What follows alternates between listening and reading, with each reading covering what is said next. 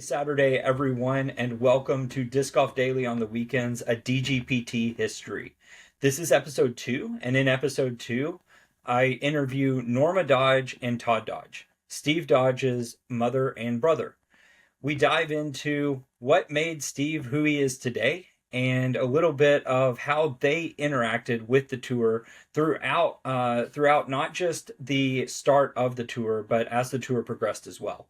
So you'll find that at times the audio might cut in and out because of some bad connections, but overall this should be a great interview. Hope you enjoy getting to learn a little bit more about who Steve was as a person and really what sort of led him to be the person that it took to create the Disc Golf Pro Tour. Enjoy. Great. So today we have Norma and Todd Dodge here. Norma being as introduced, Steve's mother, and then Todd being Steve's brother. And really excited to have them here. And just like we do with all of our guests on the podcast, I'd love to hear sort of how each of you were introduced to disc golf and how you either got invested into playing disc golf or maybe watching disc golf and what that looks like for you. Well, I started playing in about 2010 when I moved to Leicester. I lived across the street from Maple Hill, and Steve kind of showed me the ropes, but not a whole lot. I spent time playing with Sue Streeter, and we played weekly for 2 or 3 years there, I think. And so she was the one who really gave me a lot of tips early on. But I was hooked from the first time I threw a disc and just realized that this is something that I could do even at my advanced age. I could walk in the woods and I could throw a thing. So That's that's what awesome. got me started. Yeah, so when you first picked it up, was it because the course was right there? Was it because of Miss Streeter? Was it because of Steve already playing? What was it really that gave you sort of that interest? Well, I would never have been interested if Steve hadn't been invested in it. But Sue was the one who kind of encouraged me to keep playing. She wanted to play on a regular basis, and we really didn't know too many women who were playing at that point. So we found each other, and it was a good find. Awesome. Todd, how about yourself? Um, well, I knew that Steve played Ultimate in college, and I think in the 90s is when he Uh-oh. started playing, and I had no interest in it at all. And probably wasn't until I didn't start playing until 2016, actually. I think I've still filmed more rounds than I've played, but it's getting close. My first time playing, I think, was at Maple Hill on the old hole number one tee. I think that's a Diamonds tee now. And Steve kind of set me up. He gave me a disc and said, "Hey, think you can clear the pond with this?" And I was like, "Oh, easy." And not so much. So that was my introduction to disc golf. And I think that was around 2003. So it took another 10 years before I actually started playing. Okay, and so you mentioned something that I think actually is a great segue, which is filming more rounds of disc golf than played. So, you threw your first disc in '03. You started really playing in 2016. When was it that you started filming disc golf, and what was it like for you back when you started? Like, what got you into filming disc golf? Oh man, this goes all the way back to the Marshall Street Disc Golf Championship, 2004, I think it was.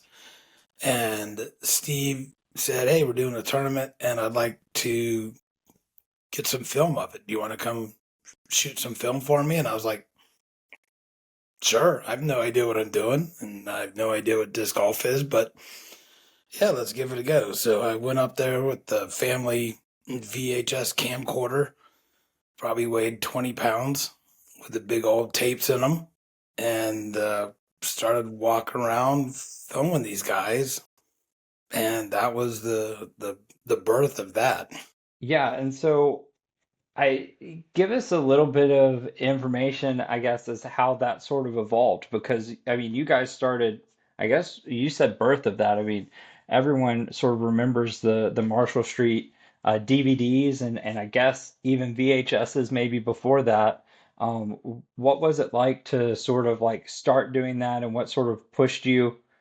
Maybe it was just Steve. Maybe it was more sort of pushed you to keep filming.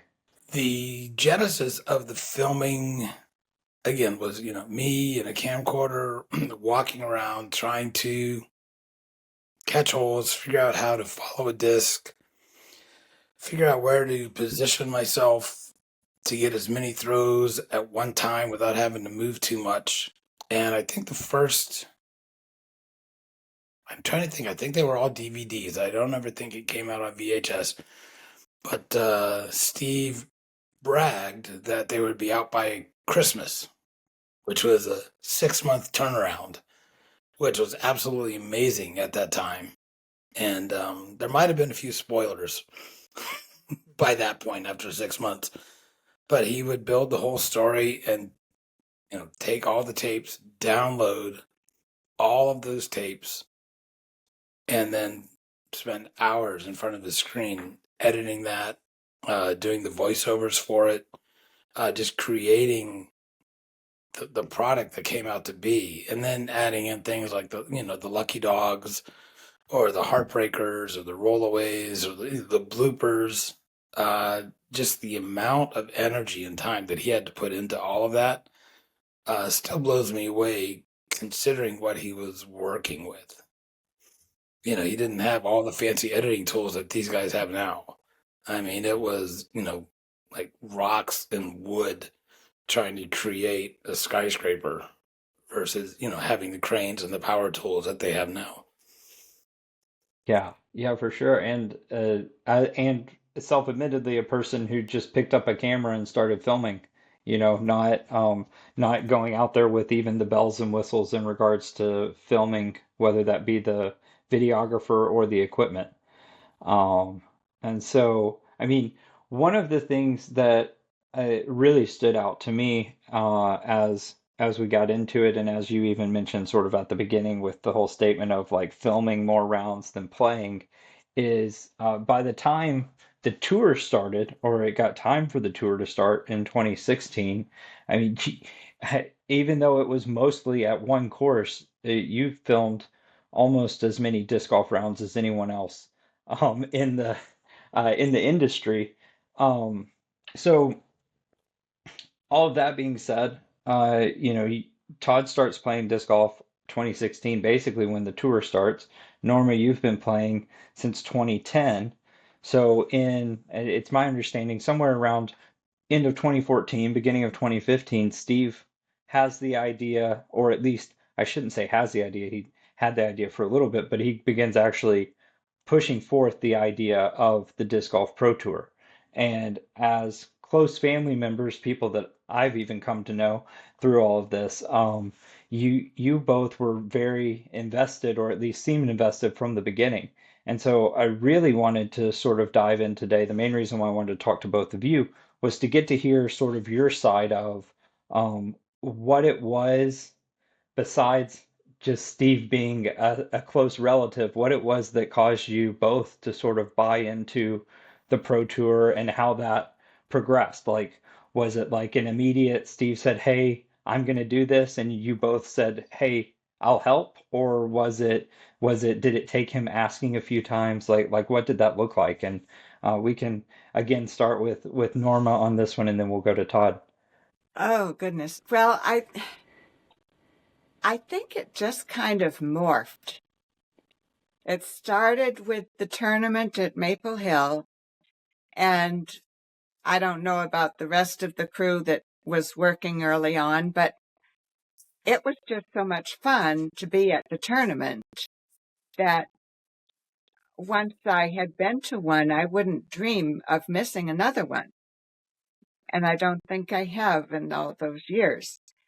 Um, but Steve has had crazy ideas before, and most of them seem to pan out pretty well.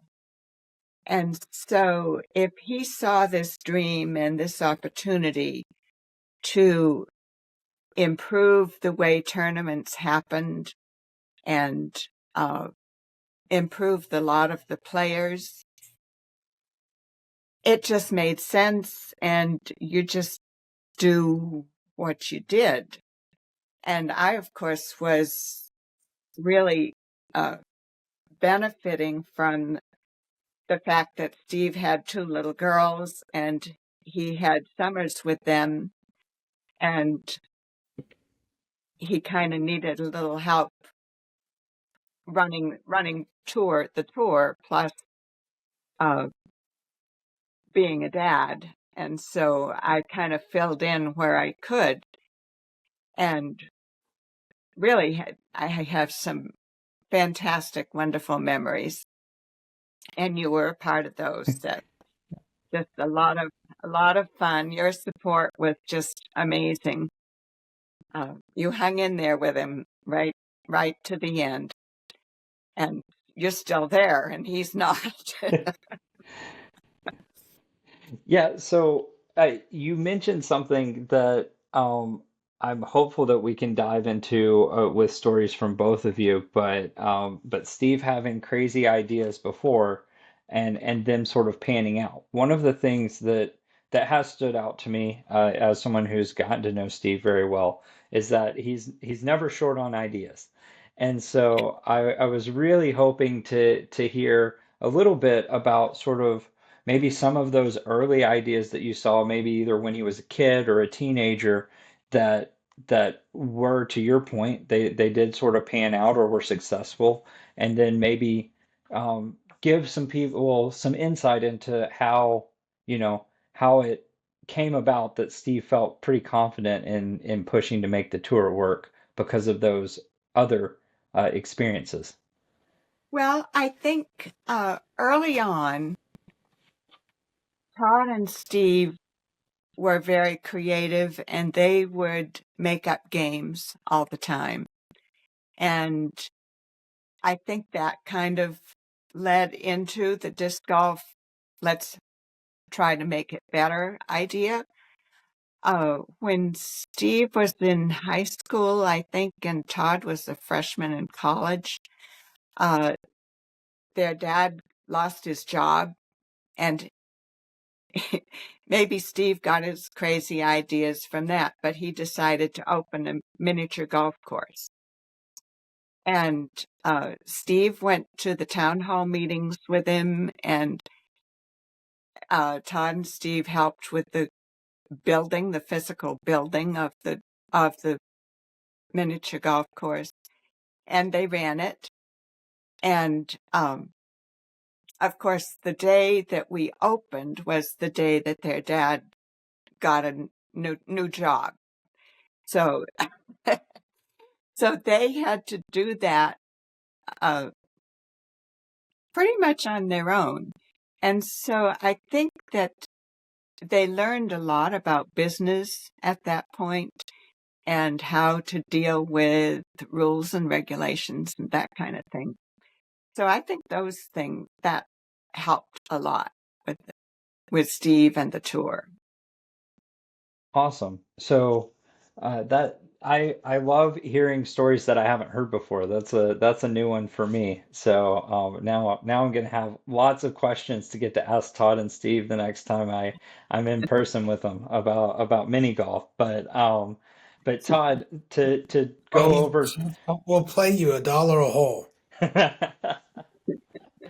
Oh, to transition over to you, Todd. So what was it sort of in the beginning, and what did you sort of take on in the beginning whenever Steve first started the tour? And what was it really about, I guess, sort of your experiences as his older brother that made you feel like you could support and help with it? Like my mom said, we've always, worked well together. As brothers, you're gonna have a fight every now and then, but I think we got along as good as any brothers did. Um, I think triple disc is what made me realize that he's gonna get an idea and not give up until it's done. And so triple disc was he was actually in a band called the Peace Dogs, and they were putting out I'll put do quotation marks music, and they were trying to get their CDs made. So the channels that he had to go through were not they weren't good, and he said, "I think I can do this better." So literally from scratch, he built a CD replicating business called Triple Disc. Um, Went on to succeed. He built, small little business and sold it, and then moved on to his next venture, which was the Pro Tour. I think in 2014 is the first time he talked to me seriously about a Pro Tour, and he was also brought up trying to do a professional ultimate league called Pull, Pul, which I thought was kind of a clever name. Um, Luckily for everybody, except for the ultimate players, he chose to go with the Disc Golf Pro Tour and to give that a go. Growing up, like I said, we got along. We grew up in a very competitive household, to say the least. Um, I was bigger and stronger, so I could win at most of the physical games. I'll say all the physical games. So Steve had to think outside the box and be smarter to win all the other games, or to figure out ways to overcome my physical superiority, only because I was older. Um, and so he made himself smarter, and he definitely is smarter than me. There's no doubt about that at all. Um, I also think it could be from when I dropped a big rock on his head when we were little, that maybe that might have knocked some sense into him. And that's a whole other story for another day, but he'll get a kick out of that.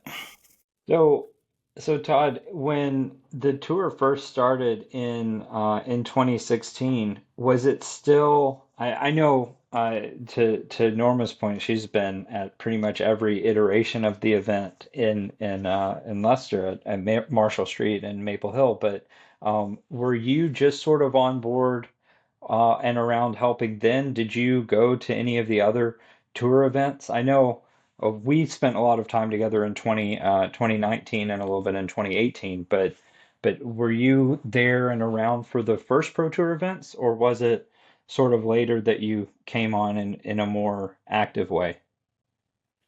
I was there for a few of the Pro Tour events. Again, doing the filming, trying to coordinate with the other camera operators that we got. That was kind of my niche, even though I had 3 years, 4 years of experience doing the Marshall Street Disc Golf Course Championship filming. But, going there, going to the events, helping him set up was always a lot more fun than breaking it down because you're always tired.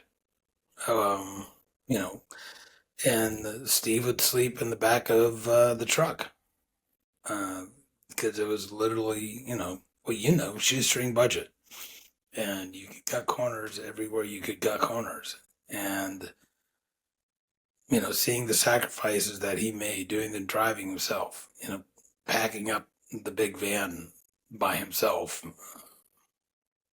putting up that big old scoreboard. I mean, all those old things that are fond memories for me. But to see where it is now is absolutely amazing. Yeah, so you spoke about something there sort of at the beginning that we haven't dove too far into with some of our other interviews, but I think is important sort of from the beginning to get a little bit of a sense of sort of the big plans that Steve had for the tour.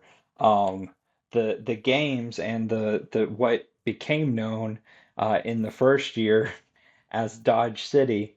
When you guys saw sort of like those ideas of all of the extra stuff on top of the tournament that Steve wanted to do, was was it something that I'm sure at this point it didn't surprise you? I mean, you've known Steve his entire life, so these sorts of ideas are not uncommon for him. But was it something that you looked at and you thought, man, this is like this is really cool. This is a lot of work. This is not going to make it past, the second event. Like what was it? Sort of those all those extra things, I guess, that came with the tour that Steve came up with. What were your thoughts about those additions? Well, you named them all. This is a lot of work. This is very cool. This is crazy. It can't last. Those I remember Dodge City, and I remember being up at Smuggler's Notch and watching it burn. And that, well, it still gives me goosebumps to this day to think about all the work that had gone into the building, the creation, the ideas of that. And there it goes up in flames. And it might as well go up in flames because it had been just ruined by a storm. The pieces all fell apart and collapsed, and it was not good for anything except a rip-roaring fire. Nice bonfire. Todd. I would say that Steve's ideas are always bigger than what he can do by himself. Yep.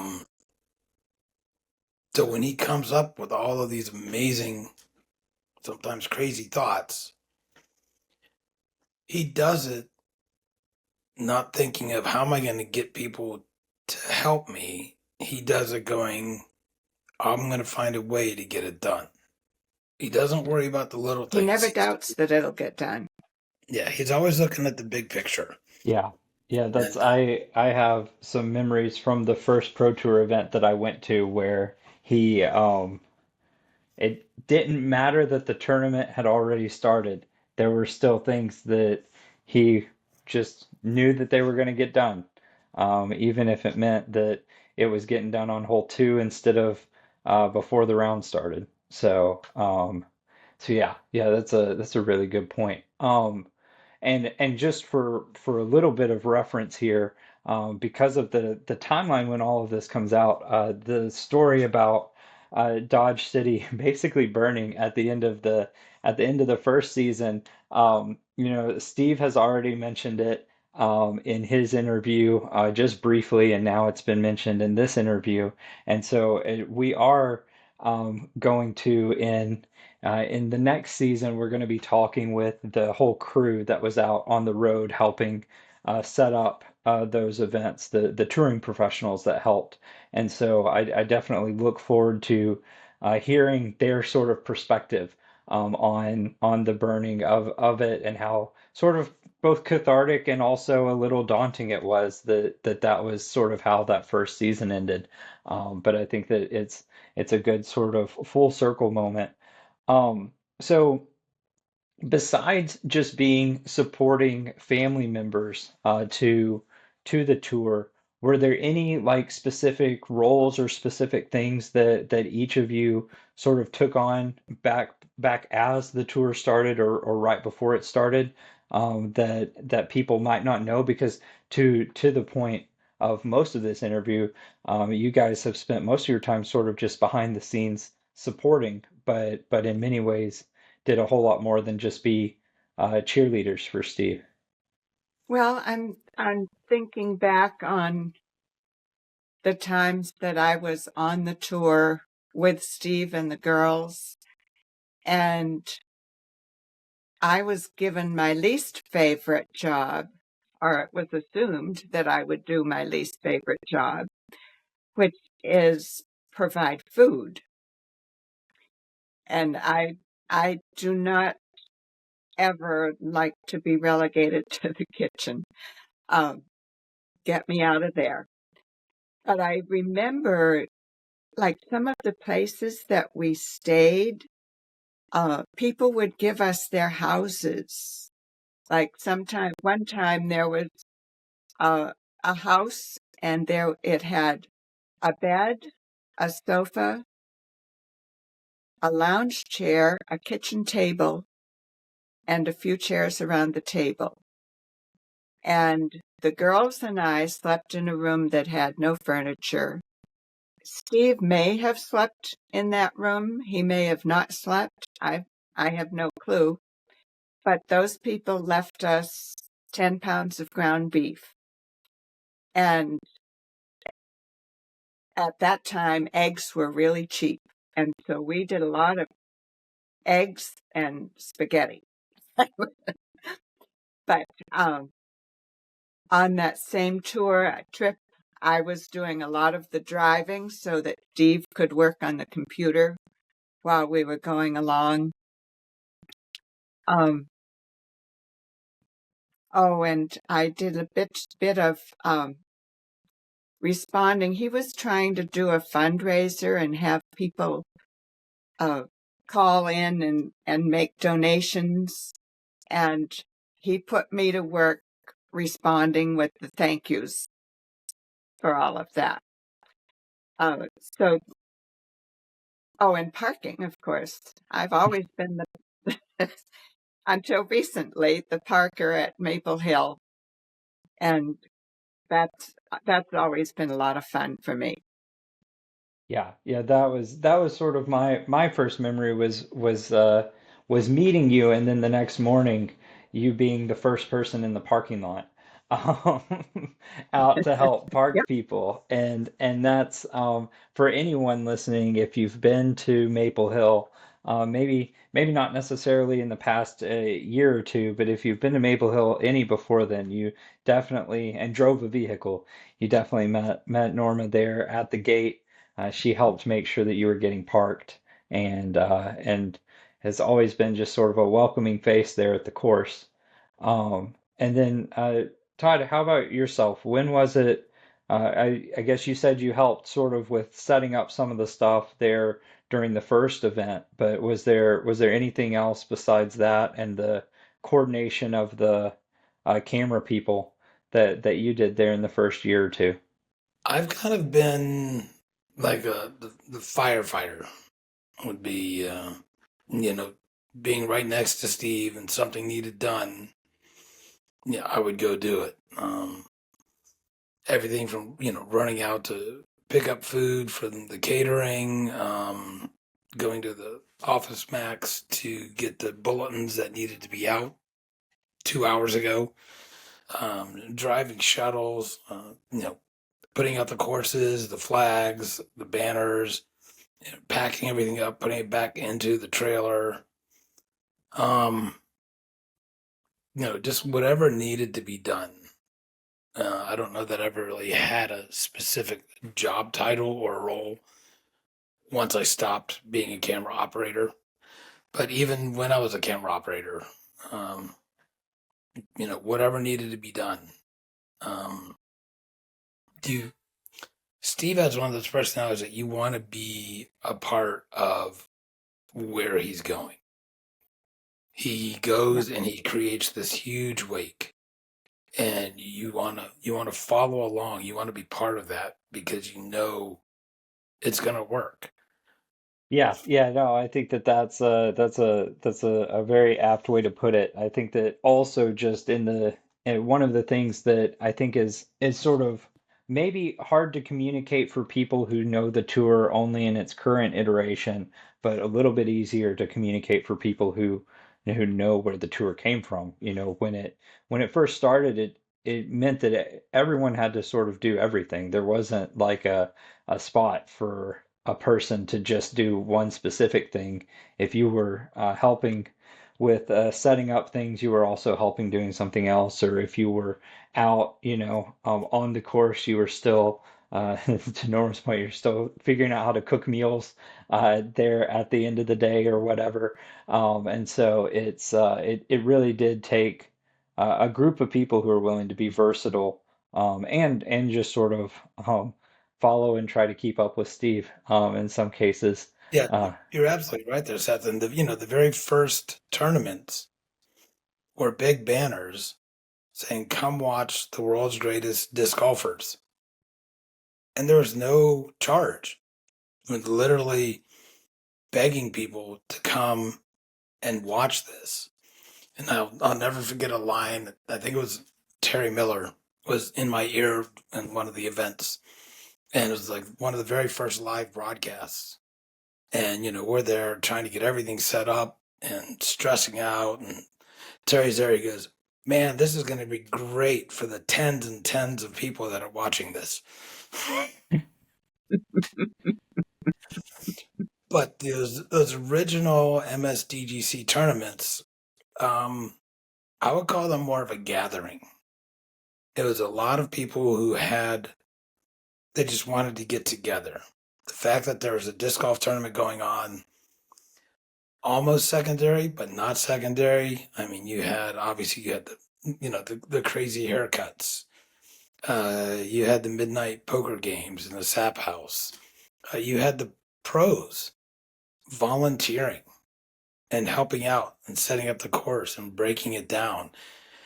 It was a completely different um, environment and a mentality where everyone who showed up was there not only to watch the disc golf tournament to make sure that it got done, and everyone was like, "Okay, what do you guys need done? What can I do to help? Okay, the tournament's starting. Okay, let's go do that. You need a spotter on this hole? Let me run down there." It was just like a family. The whole disc golf community was a family at these events. Yeah. Yeah, it's crazy to see how much it's grown since then. I remember specifically in 2018 us being out at Maple Hill and to take it back to sort of the it being free, but also w where you guys are from, that neck of the woods. In 2018, I came back after the women's round and was about to eat lunch, but I saw all three of you, Norma, Todd, and Steve, out trying to deal with a line of about 30 cars trying to get into the property, and realized very quickly that eating lunch probably wasn't the best use of my time, and got out there, and for the entire break between the end of the FPO round and the beginning of the MPO round, the four of us plus a few others were just focused on getting all of the people onto the course, and whether that meant us driving cars to places where we didn't have parking spots yet, or taking them to openings past hole one. There was a time where we had a break between tee times, and I remember Steve and I pushing cars, directing them right across the tee pad of hole one to go park between hole one and hole three's tee pad. So it's always been sort of to Todd's point, a gathering sort of atmosphere, especially at Maple Hill. I think it's one of the things that really makes that event special on tour. Um, so I think that this was really great. I really appreciate both of you taking some time to give us some insights, and to Steve to give us some insights into the early days of the tour. I look forward to. I think I've heard the story about Todd dropping the rock on Steve's head, but I definitely look forward to hearing a whole lot more about mini golf and probably getting my money taken from me by playing mini golf with those two. But I want to thank you both again for being on here today. Is there anything else that you guys want to add before we wrap up?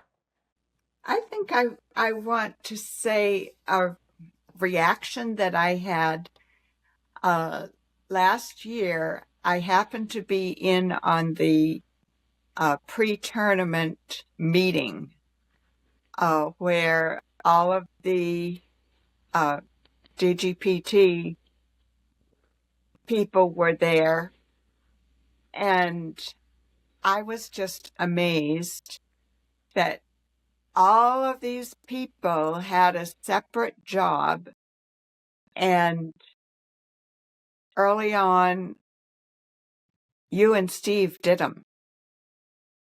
It was, uh, it just blew my mind that this has multiplied in such a way that it's just an amazing phenomenon. And I do want to say thank you, Seth. Um, it does a mother's heart good to see a loyal supporter um, in you, and to see Todd and Steve working together. Uh, I'm just always so happy tournament week, because I see all that happening, all the love, all the family stuff. Thank you for documenting it. Yes, yeah. Yeah, you're welcome. Todd, you have anything you want to add? I'll start off by following my mom's coattails. There is that I don't think you give yourself enough credit, Seth, for the DGPT being where it is now, because without you being there for Steve, it wouldn't be there. And so I think people need to know that.